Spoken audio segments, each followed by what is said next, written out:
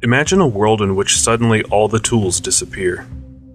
All buildings, cars, and machinery, or even basic tools such as knives, hammers, and shovels vanish. What would the economy look like if we had to do all the work with our bare hands? This is the situation in which the hero of this story used to live. On a remote island there was a fisherman. Maybe fisherman is too generous, because in a world without tools, his fight for survival was to jump into the sea and make desperate attempts to catch fish with his bare hands. It was not an easy life. All this effort resulted in catching just one fish per day, which is just as much as he needed to survive. One night, totally wet, with his eyes sore from the salt water, he was lying on the beach staring at the stars and thinking about how he could improve his life. Then he came up with a brilliant idea. If I could just extend the reach of my hand, I might be able to watch the fish from above the water and probably catch more. He decided that in the morning he was not going to catch fish. Instead, he would devote this day to implement his plan. He searched the woods, looking for a strong, straight branch, which with great effort he managed to break off. Then, with a sharp shell found on the beach, he tried to sharpen the tip of the stick, which took him many hours. Finally, that evening, he fell on the sand, exhausted from hunger. He didn't eat that day, so he could build his invention. But he was happy because, in his imagination, he was already sitting on a heap of fish caught with the help of it. Falling asleep, he decided to call his invention Spear. In the morning, motivated, he grabbed the spear and began to work. Because the salty water did not flood his eyes, and a pointed end of the spear was more effective than his hands, he was able to catch 2 fish that day. Well, it was not a heap of fish yet, but the economy of the island did grow by 100%. More importantly, it opened up for him many more possibilities. He could now fish every second day, consuming his catch from the previous day. He could also go fishing every day, as before, and dry the excess fish and store it for worse times. Another option was to use free time to implement new ideas to increase his productive capacity. This would result in increasing his wealth and expanding the size of the island's economy. In this story, we come to a simple economic principle. Wealth is created through self-sacrifice and taking risks. The fisherman underconsumed and took the risk that his plan might not work, and that he would go hungry all day producing the spear needlessly. The fisherman's underconsumption can be simply called saving. In this case, the saving was a fish, which he would surely have caught if he had gone fishing. He used his saving to make a spear. The spear is a capital good, because it is part of his saving, which has no value in itself for the fisherman, but it serves him to get what he really wants.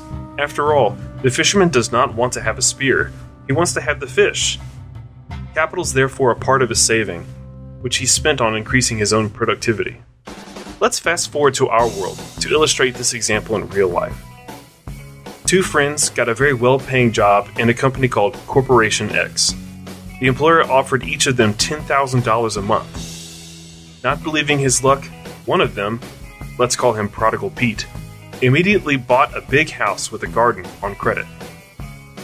The monthly rent amounted to $3,000. He bought a luxury car, also on credit, for which he paid $2,000 a month. Bills for the apartment, the cost of the car use, hiring a gardener, and a cleaning lady amounted to another $2,000. Prodigal Pete spent the rest on eating in fancy restaurants and hanging out with friends, who surprisingly became more numerous after he got the new work. At the end of the month, he had no money in his account left over. Meanwhile, his colleague, Thrifty Tom, knew the story of the fisherman that was told in his family for generations. After getting a job, he rented a medium-sized apartment, for which he paid $1,500, because he thought that currently the apartments were too expensive to buy, so he decided to wait for a better opportunity. His monthly ticket for the subway cost $100. The other bills for the apartment amounted to $400. Thrifty Tom also liked to dine in restaurants and meet his friends, but he decided that for his entertainment he would spend no more than $500 a month. Most days he ate meals at home, trying not to waste food, which cost him another $500. This way, Thrifty Tom could save $7,000 every month. Years passed and Pete was laughing at Tom. He used to say to him, "Get a life, man. Stop being a Scrooge." Or, "How's your car?" "Oh, sorry. I forgot you were still using the subway." Tom felt upset because he dreamed of a big house with a garden and a luxurious car. But common sense took precedence over whims. He invested his savings in various projects. He opened a small shop in the area, where he hired one employee. After paying for all the costs, his profit amounted to $1,000. Still, however, he did not increase his spending. After some time, he opened a restaurant, from which he drew profit of $2,000. Later, he bought a bit of real estate, partly on loan, and he rented it to various companies as office space. His gains after his loan payments amounted to $4,000.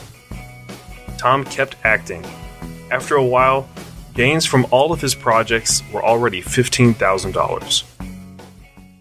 Suddenly, hard times fell upon Corporation X. Because of some bad choices and a global recession, it had to fire 2,000 employees. Among them were Pete and Tom. Tom suffered a slight scratch on his honor, because no one likes to be fired, but other than that, he didn't care too much about the situation. He had an income in the amount of $15,000 per month from his investments and a large amount of savings. Pete, in turn, panicked. The bank demanded payments on a loan, which Pete managed to pay only half. Friends invited him out for the first week, but when they saw that Pete had financial problems, the invites began to fade quickly. Pete borrowed money from family to survive, but during the economic crisis, no one wanted to accept him, and certainly not for the high salary he earned before. Finally, Pete decided to sell the house and car because he was not able to make the minimum payments. The value of the car, although it was in perfect condition, fell dramatically because it was a few years old and no one wanted to buy it because people kept their money uncertain of their future. The house lost its value because Pete bought it at a time of great prosperity and high availability of cheap credit, which pumped up the prices of the property.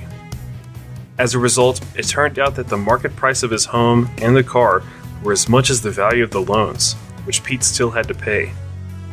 Pete was really hurt by the fact that for so many years he was paying the loans and now he was left with nothing. He still had to sell because he needed the cash right away. After a few days, Tom called him and said that he would buy both the car and the house. During the transaction, they talked for a while as old friends. Pete told him about his situation, and Tom, as a man full of empathy, said, "Listen, my friend, I was just going for an early retirement. I need someone capable to take care of my business. I know you are a good specialist. How about I hire you for $3,000 a month?" Pete felt relieved. Finally, someone wanted to hire him, and he was no longer burdened with loans. He accepted the job from Tom, rented a small apartment, and began to save. The story of the fisherman was based on the excellent book by Peter and Andrew Schiff, How the Economy Grows and Why It Crashes. We encourage you to read it. If you are interested in the conclusions of the second story, you can read them on our website, econclips.com. I encourage you to subscribe to our YouTube channel and like our Facebook page. You can find links in the description below.